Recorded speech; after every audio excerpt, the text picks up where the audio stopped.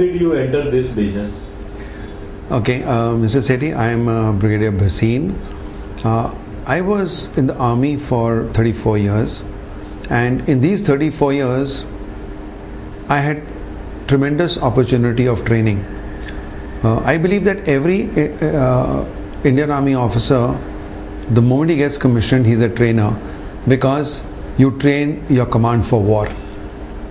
But some of us get an opportunity to train people in category A establishments where you are instructors and you get into formalized training.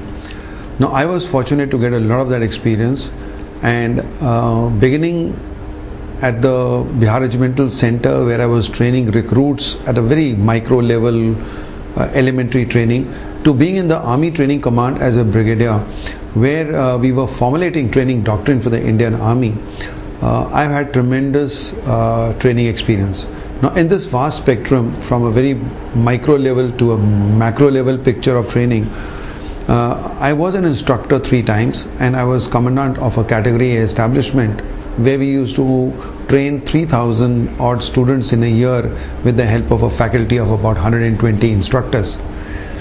Now somewhere down the line I was getting to understand that I have a lot of flair for training, I had a lot of experience in training, and I had a variety of training experiences, because in the army we were not only doing classroom training, you were doing outdoor training, you were doing sand models, you were doing telephone battles, exercises with troops, exercises without troops, indoors, outdoors, training in mountains, in jungles, in plains, in deserts. All that I have done, and I thought that is not the type of an experience one can get exposed to very easily. So I decided to leave the army and start something of my own. The turning point was when I was chairman of Army School in Bareilly, where I was given a challenge to bring up that school from what they said it is in shambles, because there was no principal there for about 2 years.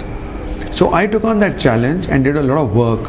And one day, when the head girl presented me a scroll on which 800 children had signed a thank you note, that is where I turned my career and decided to leave the army, because I really got attracted towards children, and I knew that these are the type of challenges I like to accept.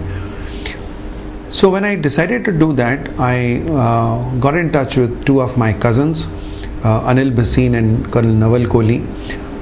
They are not only my cousins, but they are childhood friends. And Anil had helped us get some land in on the Bombay-Goa highway, which was bought for agricultural purposes and was lying unutilized. So I came out with this concept and said, do you want to join me and let's do something together on training, which they both readily agreed. So I told my cousin Colonel Kohli to stay on in the army for another 2 years till we would settle down. So he took some study leave. He was involved in the project, but from Delhi. And then 2 years later, when the business started settling down, we got him also. Now the interesting part is that when I started this, I started it purely for children. Our total emphasis was, because of my army school background, I was looking at children, life skills, education beyond the classroom. Those are the type of ideas I had. I joined an association called the Association of Experiential Education.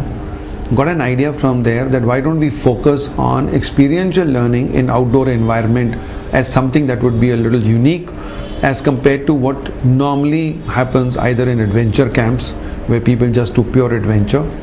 And I like to bring about the difference between pure adventure and processed adventure. See, when you do an activity like rock climbing and you do it just for the fun of it, for the thrills of it, then it's called pure adventure.